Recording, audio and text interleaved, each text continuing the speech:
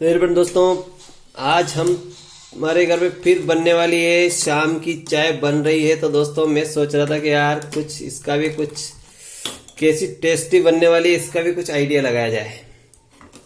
तो देखते हैं कि हमारे मैडम ने कैसी चाय बनाई। ओ चाय तो सफेद सफेद दिख रही है यार मैडम, अच्छा कलर नहीं आया इसमें। तो कुछ और पत्ती डालेंगे थोड़ी सी,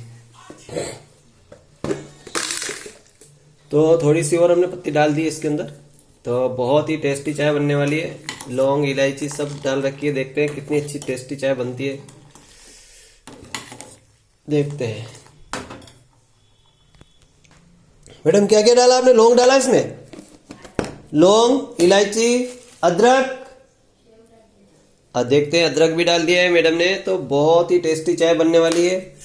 देखते हैं अब अदरक कितनी अच्छी चाय बनती है, देखते रहेंगे आज।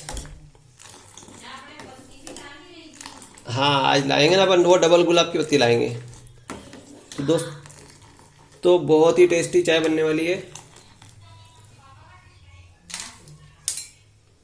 चाय बनेगा तो देखिए दोस्तों, आप भी चाय पी सकते हैं, बना सकते हैं। देखिए दोस्तों, सर्दी खांसी भगाने के लिए लौंग और इलायची की चाय पीजिए।